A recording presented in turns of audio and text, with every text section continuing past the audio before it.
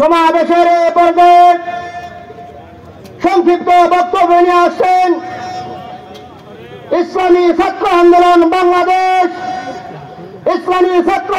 বাংলাদেশের কেন্দ্রীয় সভাপতি জনাব মোহাম্মদ ইউসুফ আহমদ মনসুর।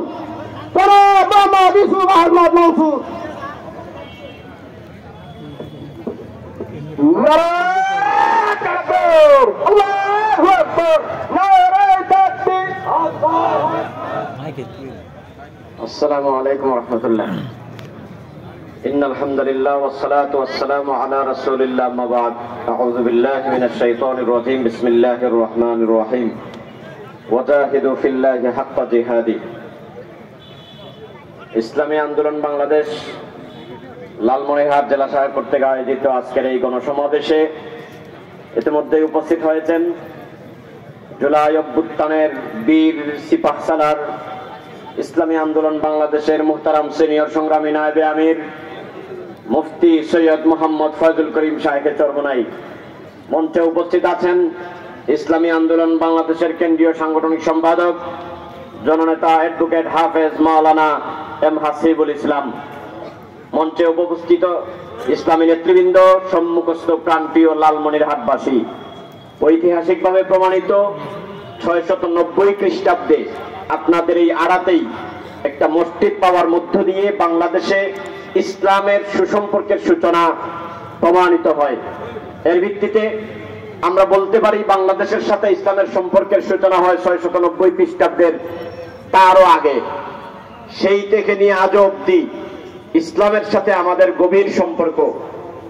এই ইতিহাসের ধারাবাহিকতায় বাংলাদেশ স্বাধীনতা পরবর্তী সময় এই 53 বছর ধরে ইসলামের সাথেও আমাদের ভালো সম্পর্ক। কিন্তু ইসলাম সামাজিকভাবে প্রভাবশালী হলেও রাষ্ট্র পর্যায়ে ইসলাম প্রভাবক শক্তি হতে পারে নাই। এজন্য ইসলামের সাথে যেহেতু আমাদের সুসম্পর্কের দীর্ঘসূত্রিতা, দীর্ঘদিনের, এখন সময় এসেছে বাংলাদেশ পাল্টানোর জন্য। আমরা ভালো কোনো নেতাও দিতে পাই নাই, ভালো কোনো নীতি আমরা পাই নাই। এখন আমাদের সামনে সুবর্ণ সুযোগ এসেছে। আমরা পেয়েছি পীর সাহেব চরমনাই, শাহেখ চরমনাইয়ের মতো ভালো নেতৃত্ব এবং নীতি হিসেবে পেয়েছি ইসলাম। অতএব লালমনিরহাটবাসী উদাত্ত আহ্বান থাকতে আসেন, আমরা আজকে শাহেখ চরমনাইয়ের হাতে হাত রেখে শপথ গ্রহণ করি এই লালমনিরহাটকে আমরা ইসলামের জন্য উৎসর্গ করব।